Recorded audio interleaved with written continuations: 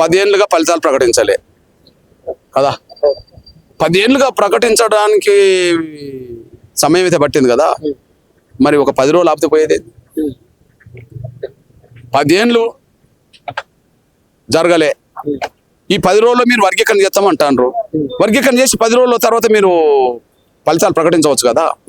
10 ఏళ్ళలో రాని నష్టం 10 రోజులు వస్తుందా? నేను అన్ని వర్గాల నిరుద్యోగులకు అప్పీల్ చేస్తున్నాను. నేను 30 ఏళ్ళ పోరాటం చూస్తున్నారు. ఓకే, గత 10 ఏళ్ల క్రితం నోటిఫికేషన్ వచ్చింది అనుకుందాం. ఇప్పుడు ఫలితాలు ఒక 10 రోజులు ఇప్పుడు ప్రకటిస్తున్నాను అనుకుందాం. 10 ఏళ్ళుగా మనం ఓపిక పట్టాం కదా. ఒక 10 రోజులు మనకు ఓపిక పడితే అయిపోతుంది కదా. గవర్నమెంట్కు నేను చెప్తున్నా. నేను అంటే ఎందుకు ఆగమేఘాల మీద వీళ్ళు ప్రకటన చేస్తున్నారు? వాళ్ళకు ఒకటే కారణం, వర్గీకరణ ఎట్లా జరగక తప్పదు.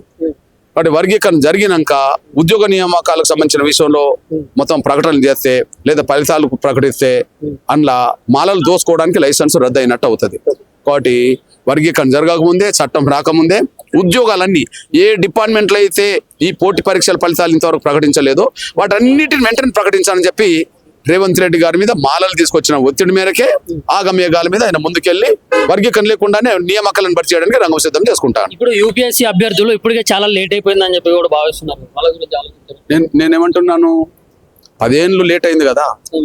10 ఏళ్ళు లేట్ అయితే మీరు ఏం రోడ్డు మీదకి రాలేదు కదా. ఒక 10 రోజులు ఒక జాతి చేస్తున్న ఉద్యమానికి మద్దతుగా అండగా 10 రోజులు నిరుద్యోగులైన ఓపిక పట్టవచ్చు. కానీ గవర్నమెంట్ తొందరగా చేయాలి కదా. ఇప్పుడు 30 ఏళ్ల వర్గీకరణ పోరాటంలో మరి ఈ పాటికి మీరు అనుకున్నట్లు వచ్చిందా? మీరు దాంట్లో లోపాలు ఉన్నాయని చెప్పేసి కూడా చాలా సార్లు మాట్లాడటం అయితే జరిగింది. ఏం లోపాలు ఉన్నాయంటే ఇప్పుడు ఏదైతే గౌరవ షమీమ్ అఖ్తర్ గారి కమిషన్ నివేదికలో లోపాలు ఉన్నాయి, ఆ లోపాలు ఉద్దేశపూర్వకంగానే చేశారు. పొరపాటు ఉద్దేశపూర్వకంగా చేశారు. ఎందుకంటే అత్యంత వెనుకబడ్డ కులాలని మొదటి గ్రూప్ చేర్చి అందులో అత్యంత అడ్వాన్స్ కులాలను తీసుకొచ్చి పెట్టేశారు. అంటే ఒక గ్రూప్ చేర్చినట్టే చేసి అందులో కూడా దోసుకోవడానికి మళ్ళీ ప్రయత్నం చేశారు. 2, జనసంఖ్య ఒక్కొక్క గ్రూప్కు ఒక్కొక్క రకంగా లెక్క కట్టారు. ఇప్పుడు ఎగ్జాంపుల్, 1% ఈ తెలంగాణలో రావాలంటే ఎస్సీలో 3,40,000 ఉండాలి. కానీ మొదటి గ్రూపుకు 1,71,000 ఇచ్చేశారు. బాగా అడ్వాన్స్ అయిన గ్రూపుకు మాల కులానికి 3వ గ్రూపుకు 3,54,000 ఇచ్చారు. కానీ రెండో మధ్యస్థ కులమైన మాదిగలకు ఈ రెండింటి మధ్యలో ఉండాలి. 1,71,000 3,54,000 మధ్యలో 1% కేటాయించాలి. కానీ 3,64,000కు మళ్ళీ మాదిగలకు ఇచ్చేశారు. అంటే సూపర్ అడ్వాన్స్ వాళ్ళలాగా మళ్ళీ మాదిగలు చూశారు. దీన్ని బట్టి ఏమైంది, మాకు రావాల్సిన పర్సెంటేజ్ మాకు తగ్గిపోవడానికి దారితీసింది. తర్వాత 3వది, షెడ్యూల్ కులాల వర్గీకరణ గతంలో జరిగినప్పుడు బి గ్రూపులో బుడగ జంగాలు ఉన్నారు.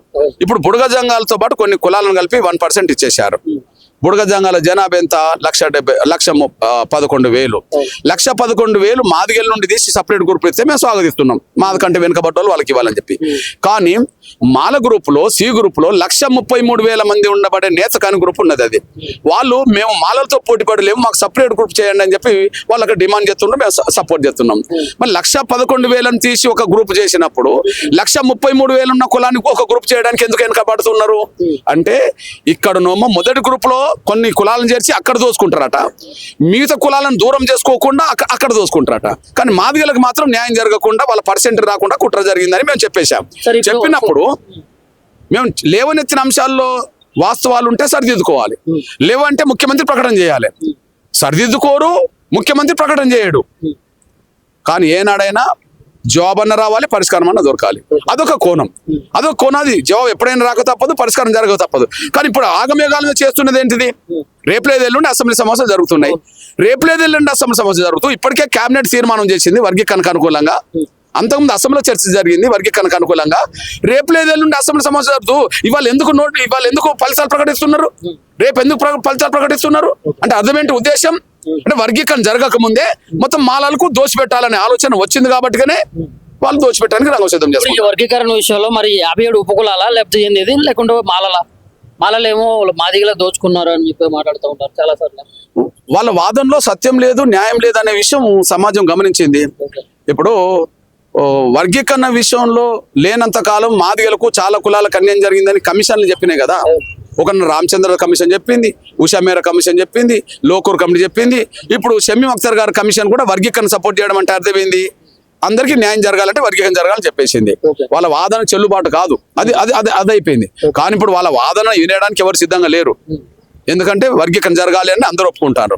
కానీ ఇప్పుడు ఏంటంటే ఇక వర్గీకరణ ఎట్లా జరుగుతుంది, వర్గీకరణ జరగకముందు అన్ని దోసుకోవాలని చెప్పి వర్గీకరణ జరగకముందే ఈ దోసుకోవడానికి కోసమే రేవంత్ రెడ్డి గారిని వచ్చి తీసుకొస్తే కాంగ్రెస్ లో వాళ్ళ పలుకుబడి ఎక్కువ, వాళ్ళ పట్టు ఎక్కువ కాబట్టి వాళ్ళ మాటకు విలువనిచ్చి అసెంబ్లీ సమావేశాలు జరుగుతున్న కాలంలో అసెంబ్లీ సమావేశాల చట్టం రాకముందే ఇవాళ ప్రకటనలు చేసే కాడికి వచ్చేశాడు. మాదిగల అవకాశాలు దోసి పెట్టడానికి సిద్ధమవుతున్నాడు. ఇప్పుడు యూపీఎస్సీ ఫలితాలను ఆపండి అని చెప్పేసి డిమాండ్ చేసేది మీరు ఒక్కళ్ళే ఉన్నారు. మరి మాల నాయకులు కానీ లేకుంటే ఉపకులాల నాయకులు కానీ ఎవరు కూడా ఇప్పుడు వరకు అయితే చేయలేదు. మరి మీరే చేయడం కారణం? ఇప్పుడు మాలలు ఎట్లాగో దోసుకోవాలన్నారు కాబట్టి వాళ్ళకి తొందరగా అమలు చేయించుకోవడం వాళ్ళకి అవసరం.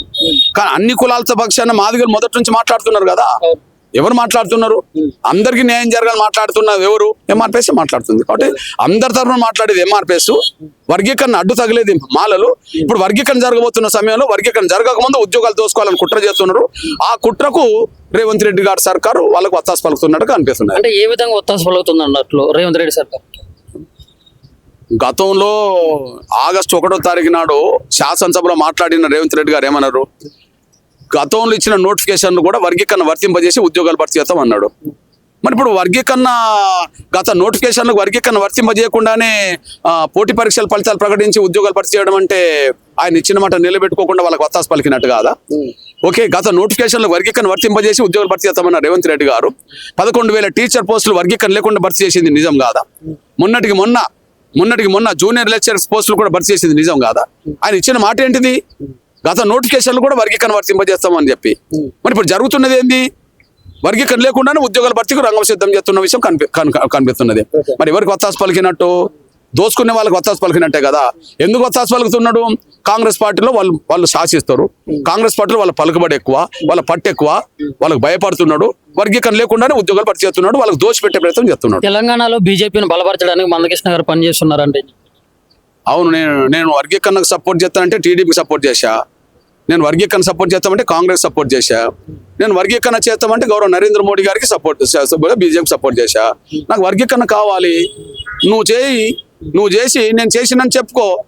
నేను చేసినని చెప్పుకో. నువ్వు చేయవు, మా ఉద్యోగాలన్నీ వాళ్ళకు దోషపెడతావు, మా ఉద్యోగం దోషపెడతావు. ఇవాళ కృష్ణ మాదిగ గారి మీద బీజేపీ అని ముద్రేస్తావు. నా మీద ఎట్లా ముద్ర చెల్తుంది? నువ్వు కాంగ్రెస్ లో లేకముందే, రేవంత్ రెడ్డి గారు కాంగ్రెస్ పార్టీలో రాకముందే నేను కాంగ్రెస్ సపోర్ట్ చేశా. ఓకే, రేవంత్ రెడ్డి గారు టీడీపీలో లేకముందే నేను టీడీపీకి సపోర్ట్ చేశా. రేవంత్ రెడ్డి గారు కంటే ముందు ఆయన టీఆర్ఎస్ ఉన్న రోజులుంటే నేను కూడా కేసీఆర్కి సపోర్ట్ చేశా కదా. మీ ఒంటి మీద కండువలు మారినాయి, నా ఒంటి మీద కండువ మారలే. మేము ఎప్పుడు స్వతంత్రులమే. సార్, ఇప్పుడు 2 తెలుగు రాష్ట్రాల ముఖ్యమంత్రులు కూడా మీకు సానుకూలంగా స్పందించారు. మరి ఇప్పుడు ఏం జరుగుతుంది? ఓకే, ఏంటంటే అక్కడ ఆంధ్రప్రదేశ్ ముఖ్యమంత్రి గౌరవ చంద్రబాబు నాయుడు గారు ఖచ్చితంగా మాదిగలు ఇద్దరిని కూర్చోబెట్టి వర్గీకరణ జరుగుతుందని చెప్పాడు. వాళ్ళకు ఒప్పించాడు, మెప్పించాడు. ఇక్కడ అట్లా కాదు. ఇక్కడ మాదిగలు పోయినప్పుడేమో భ్రమలు పెట్టే విధంగా వాళ్ళకు మాట్లాడుతున్నాడు. అక్కడనేమో మాలల మాటిని మాలకు కట్టుబడి ఉండి వాళ్ళు చెప్పినట్టు వింటున్నాడు. మాటలు మాకు చెప్తున్నాడు, వాళ్ళు చెప్పినట్టు ఆయన వింటున్నాడు. అక్కడ అట్లా కాదు. మాదిగలను కూడా ఒక తాటి మీద తీసుకొచ్చి వర్గీకరణ జరిగే ప్రక్రియను ముందుకు తీసుకెళ్తున్నాడు. ఈ రోజే రాత్రికి కానీ రేపు ఉదయం కానీ కమిషన్ రిపోర్ట్ వస్తుంది. వర్గీకరణ కూడా జరగబోతుంది. సార్, ఇప్పుడు మీరు చెప్పినట్లు కూడా వినకుండా మీ డిమాండ్స్ పక్కన పెట్టి యూపీఎస్సీ ఫలితాలను ఒకవేళ రిలీజ్ చేసినట్లయితే, ప్రకటించినట్లయితే తదుపరి మీ కార్యాచరణ ఏంటి? ఓకే, మా కార్యాచరణ వర్గీకరణ చట్టం వచ్చేంత వరకు, ఆ చట్టంలో గత నోటిఫికేషన్ కూడా వర్గీకరణ వర్తింపజేస్తానన్న మాటకు నిలబెట్టుకునేంత వరకు మా పోరాటాన్ని ఈ రోజు మొదలు పెట్టాము.